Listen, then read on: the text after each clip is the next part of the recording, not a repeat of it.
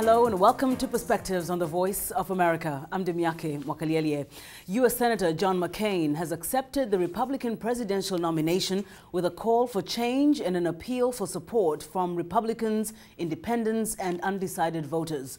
McCain warned Thursday of what he called the old, big spending, do-nothing, me-first, country-second Washington crowd that change is coming if he is elected in November. He spoke on the final day of the Republican Party's National Convention in St. Paul, Minnesota, that formally nominated him for president and Alaska Governor Sarah Palin as vice president. McCain said he has big differences with Senator Barack Obama, his Democratic Party opponent. He said Obama has his respect and admiration, but he went on to say Obama will raise taxes and increase government spending. The Obama campaign released a statement saying McCain ignored the fact that he was part of the do-nothing crowd in Washington for nearly 30 years.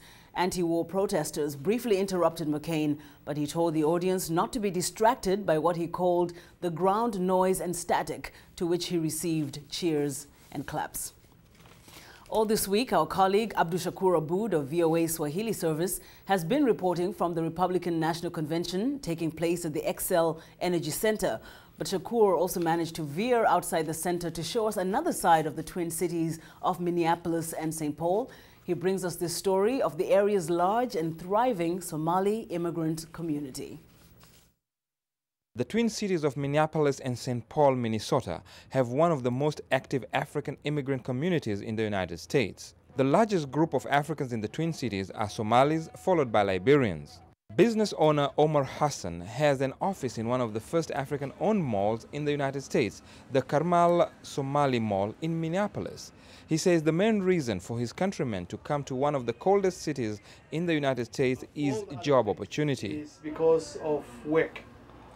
At the time in 1997, 98, 99, when the Somalis flushed into the United States, there was a lot of industries here and a lot of work was going on here, and the demand for workers was huge.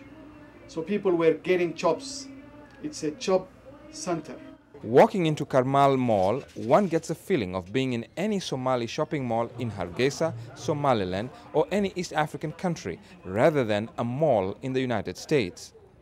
Abdi Karim Hassan, another business owner in the mall, reflects that although many Somalis have assimilated into the American way of life, they still continue with their own lifestyle and culture. The population of the Somalian people live in this state, about 100,000 people, and they are Americanized right now. They understand the culture very well. They bring their culture here, and they have their own clothes and restaurants, their own foods.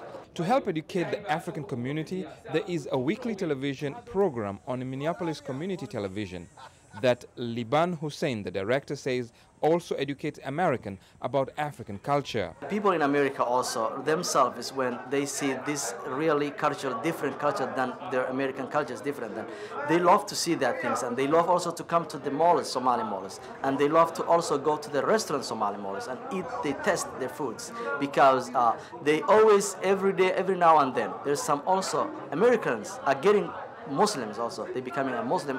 They join into the masjid. They say, okay, we want to learn the culture of Islamic. We want to learn the culture of Somalis. All those stuff things, they're doing very great, actually. Travel agent Ayan Gutan says the mall is a one-stop shopping center. This mall is all Somalis, a lot of people. It's one traffic stop. You want to buy a ticket, it's the right place. You want to file your taxes, it is the right place. You want to purchase clothing, it is the right place. You want to eat a good food, it's the right place. So it's a one-stop shop. It is a place where African immigrants in Minnesota also discuss American and African politics, and they want to have an impact on the political process in their new home. Everyone is supporting whoever they believe is the right candidate for them. They really tend to be leaning towards the Democrats. They really tend to be. However, they have voted for, when it came to the Senate, they have voted for Senator Noam Coleman when he was being elected at that time. I don't know who they will vote now. The Somalis represent only one of African communities energized by this year's presidential elections in the United States. Abdushakur Abood for VOA TV. Thank you, Abdul Shakur Abood. And that's it for today. For more on the U.S. election and breaking news from Africa and around the world, please go to voanews.com. Also, would love to hear from you, so drop us a line at africatv@voanews.com. I'm Dimyake Mwakalialie for the Voice of America. See you next week.